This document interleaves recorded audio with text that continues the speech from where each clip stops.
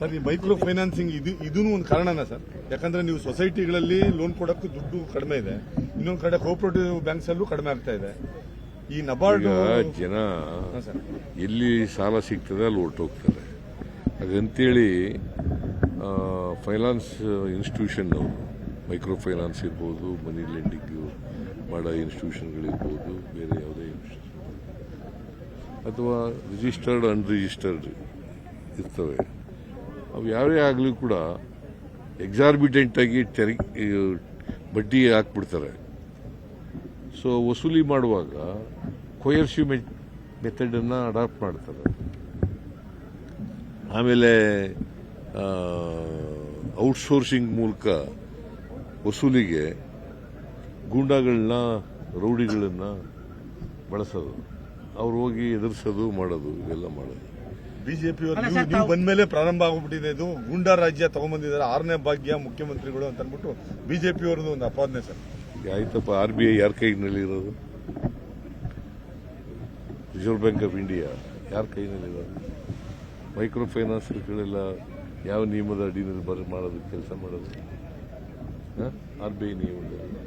ಮತ್ತೆ ಅದಕ್ಕೇನಂತ ಹೇಳ್ತಾರೆ? ಅಲ್ಲ, ನೀವು ಕಠಿಣ ಕ್ರಮದ ಮಾತಾಡಿದ ಮೇಲೂ ಕೂಡ ಇನ್ನೂ ಬಹಳಷ್ಟು ಕಡೆ ಕಿರುಕುಳ ಕಂಟಿನ್ಯೂ ಆಗಿದೆ. ಅಲ್ಲ, ಈಗ ಕಿರುಕುಳ ಈಗ ನಾವು ಇನ್ನೂ ಆರ್ಡಿನೆನ್ಸ್ ಹೊರಡಿಸಿಲ್ಲ. ಆರ್ಡಿನೆನ್ಸ್ ಹೊರಡಿಸಿದ ಮೇಲೆ ವಿಲ್ ಟೇಕ್ ಸ್ಟಿಂಜೆಂಟ್ ಆಕ್ಷನ್ಸ್. ಯಾಕಂದ್ರೆ ನಿಮ್ಮ ಕಾಲದಲ್ಲಿ ಸರ್ ರೈತರ ಆತ್ಮಹತ್ಯೆ ಕಡಿಮೆ ಆಗಿದೆ, ರೈತರ ಆತ್ಮಹತ್ಯೆ ರಾಜ್ಯದಲ್ಲಿ ಕಡಿಮೆ ಆಗಿದೆ. ಬಟ್ ಈ ತರದ ಒಂದು ಆತ್ಮಹತ್ಯೆಗಳು ಇತ್ತೀಚೆಗೆ ಕಾಣಿಸ್ತಾ ಇದಾವೆ ಸರ್. ಕೆಲವು ಇತ್ತೀಚೆಗೆ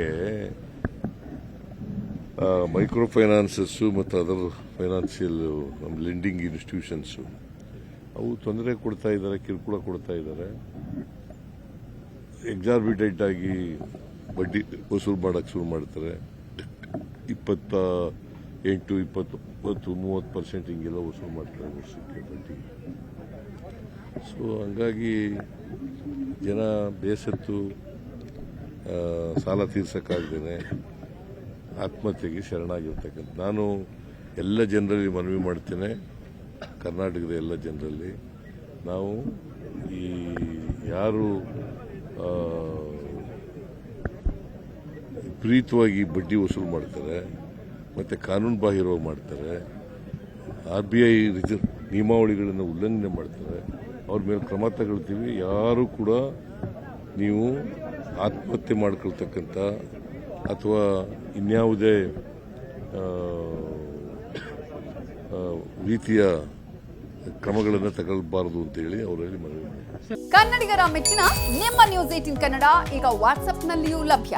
ಕರ್ನಾಟಕ ಮತ್ತು ದೇಶ ವಿದೇಶದ 360 ಡಿಗ್ರಿ ಸುದ್ದಿ ವಿವರವನ್ನ ನೀವು ನಿಮ್ಮ ಕೈ ಬೆರಳುಗಳಲ್ಲಿಯೇ ಪಡೆಯೋದಿಕ್ಕೆ ಈ QR ಕೋಡ್ ಅನ್ನ ಸ್ಕ್ಯಾನ್ ಮಾಡಿ. ನಮ್ಮ ಚಾನೆಲ್ ಅನ್ನ ಫಾಲೋ ಮಾಡಿ, ನೋಟಿಫಿಕೇಶನ್ ಆನ್ ಮಾಡಿ.